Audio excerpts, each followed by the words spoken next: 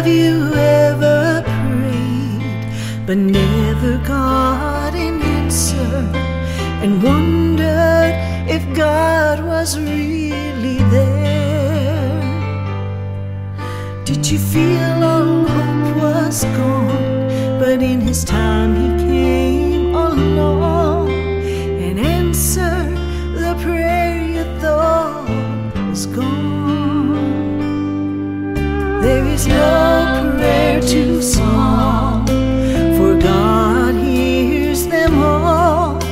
The answer may not be just what you want, but He always knows what's right, even when we think it's wrong.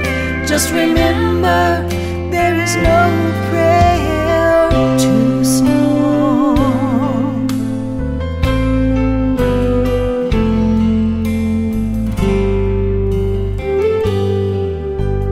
I have read, if you will ask, you shall receive. No matter what it is, I still believe. There is no prayer too small, and even when we fall, He gives us just exactly what we need. There is no prayer too small, for God hears them all. The answer may not be just what you want, but He always knows what's right, even when we think it's wrong. Just remember, there is no prayer too small. No prayer too small. He always knows what's right. God hears them all. There is no prayer too small. My God hears them all. The answer may not be just what you want, but He always knows what's right, even when we think it's wrong. Just remember, there is no prayer too small. No prayer too small.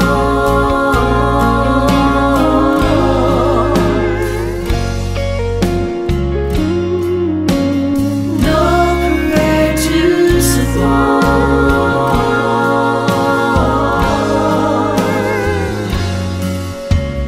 God hears them all.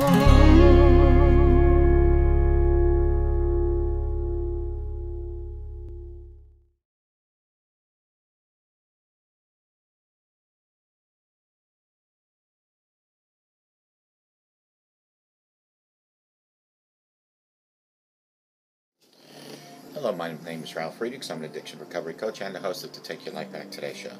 As an addiction recovery coach, I want to share something with you, and let me be crystal clear to leave an everlasting impact upon you.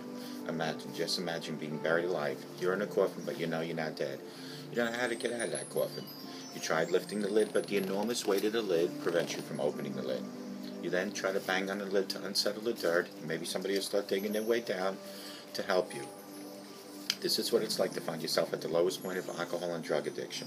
You know you need help. You know you can't do it on your own, but you don't know where to turn.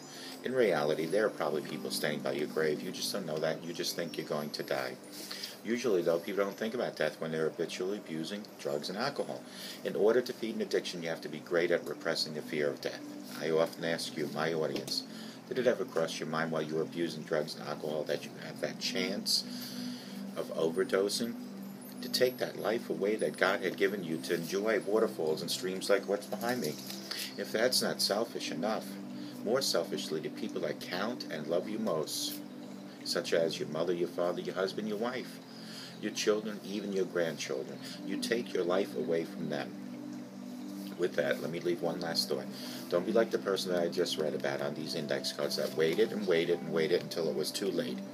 Instead, pick up the phone and call me at 844-405-HELP, and I promise you I'll help you take your life back before your life is gone. People like Larry Geis from the Geis Academy at 516-458-2741. Larry Geis and I always tell folks like you, it doesn't matter where you came from, it doesn't matter where you've been. What matters is that you're here looking for a better today and a brighter tomorrow. Call Larry at 516-458-2741 or go to his website, www.odysseyconsultant.org. Larry Geis has over 30 years' experience as an addiction recovery coach and life coach. Larry Geis, 516-458-2741. Folks, don't forget to take your slippers off at night. Don't place them at the edge of your bed. Put them directly under your bed. That way in the morning when you wake up, you'll be forced to drop to your knees to retrieve those slippers. And while you're on your knees, I call this knee mail. Knee mail is between you and God each and every day. It's the best time to ask God for guidance and direction, forgiveness and mercy, to thank God for clothing, for food, for family, for relationships. To ask God to give you a great day to enjoy life and a great future. Do this each and every day, your personal chat line between you and God through an email while getting your slippers, and your life will slowly become better. Enjoy the scenery behind me because God is allowing you to do that. Don't forget to ask God and thank God each and every day for whatever is going positive in your life, even in negative in your life. Because through God, all is possible, and the power of prayer is very, very, very, very strong. Today I want to talk about 25 ways to help a fellow human being during any type of situation. If you want others to be happy, practice compassion. If you want to be happy, practice compassion. Too often the trend in our society is for people to be separated from each other, to be cut off from the great mass of humanity, and in doing so to be dehumanized a little bit more with each and every step. Cars have taken us off the streets, where we used to greet each other, stop for a chat. Cubicles have taken away a bit of humanity at working, as factories and even computers do some extent also. Television has planted us firmly in our living rooms instead of with our family around a table. Even movie theaters, where people get together, cut us off from true conversations because we are staring at the big screen. And while I'm not railing against any of these inventions, except perhaps the cubicle, what we must guard against is the tendency of that individuality to have us focus on ourselves to exclusion of our fellow human beings. The tendency towards selfishness rather than giving, on helping ourselves rather than helping our brothers and sisters in humanity has slowly vaporized. I'm not saying we're all like that, but it can happen if you're not careful. So strike back against the selfishness and greed of our modern world and help out a fellow human being today. I know you can do it. Not next month, but today. Helping a fellow human being, while it can be inconvenient, has a few humble advantages. It makes you feel better about yourself. It connects you with another person, at least for the moment, if not for life. It improves the life of another, a little, at least a little. It makes the world a better place, one step at a time, and if kindness is passed on, it can multiply and multiply. So take just a few minutes a day and do a kindness for another person. It can be something very small, or it can be something huge. Ask them to pay it forward. Put a smile on someone's face. Don't know where to start? Here's an extremely video on where you could start, and these are only 25 ways, so there are many other ways. Smile and be friendly. Sometimes a simple little act like that can put a smile and a warm feeling on someone else's face and their heart and make their day a little better. They might not do the same to others, but more than likely they will. Call it charity or volunteer.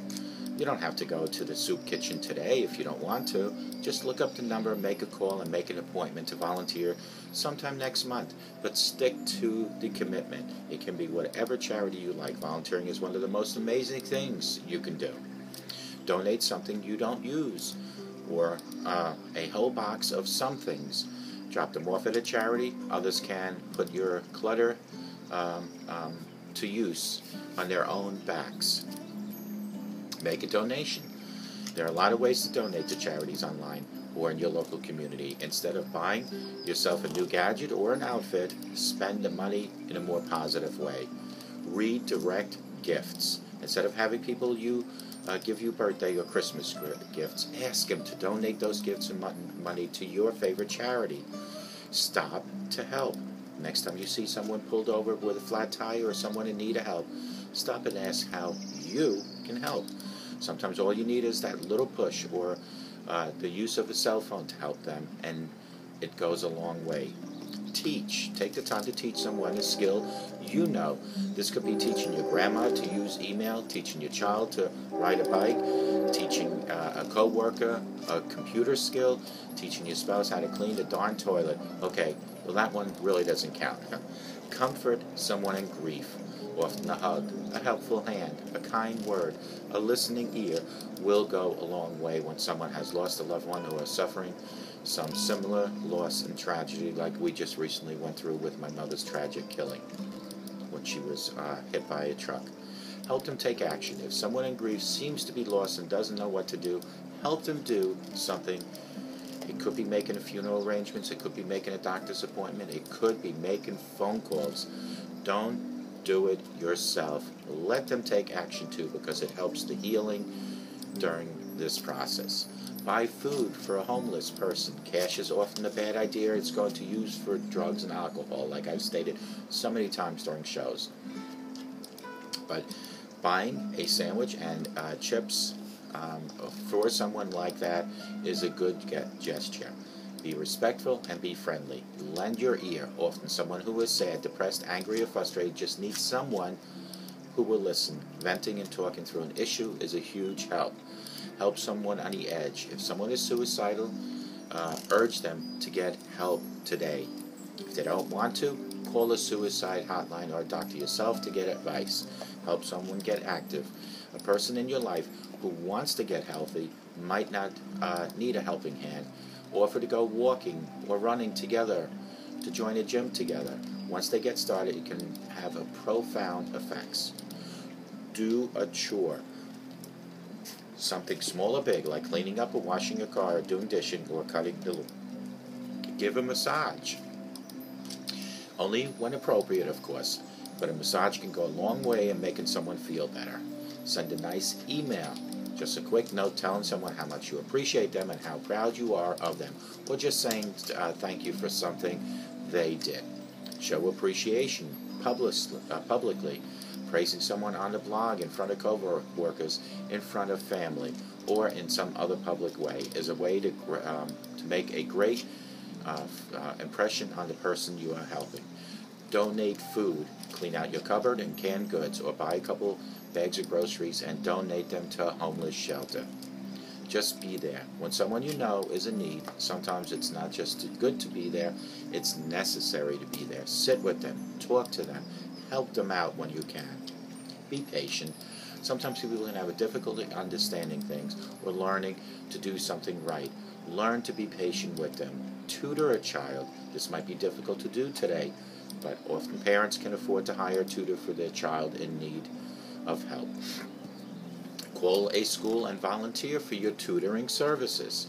Create a care package. Soup, reading material, tea, chocolate, anything you can think a person might need or enjoy. Good for someone who is sick or otherwise in need of a pickup, or like my wife does for a military person overseas. Lend your voice. Often the powerless, the homeless, the neglected in our world need someone to speak up for them. You don't have to take that cause by yourself, but join others in signing a petition, speaking up a council meeting, writing letters, or otherwise making what you had to say unheard. Make it heard today. Offer to babysit. Sometimes parents need a break. If a friend or a loved one in your life doesn't get the chance very often to go out, call them and offer to babysit sometime. Set up an appointment. It can make a big difference in that other person's life. Love. Simply finding ways to express your love to others, whether it be your partner, child, or other family member, friend, coworker, or a complete stranger. Just express your love. A hug, a kind word, spending time, showing little kindness, being friendly. It all matters more than you will know. How far a little candle throws its beams depends on you, because you are the candle. Let your beam shine. So shines a good deed in a weary world. Let your candle shine. You are the light in someone else's life with just simple 25 of these things, and there are many more things.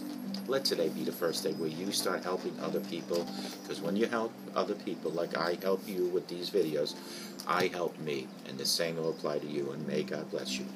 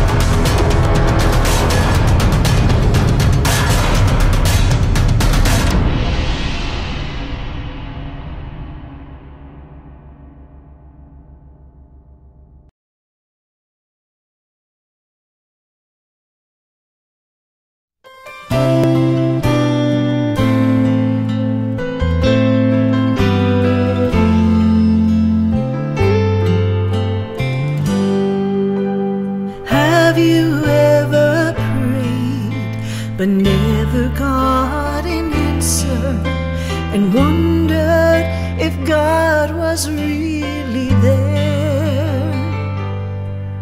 Did you feel all hope was gone, but in His time He came along and answered the prayer you thought was gone? There is no prayer too small, for God hears them all.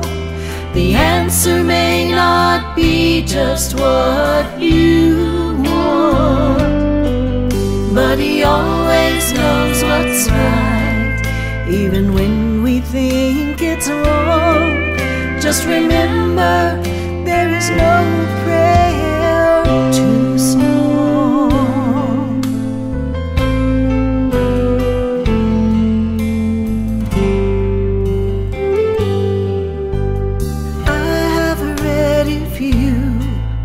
Will ask, you shall receive. No matter what it is, I still believe.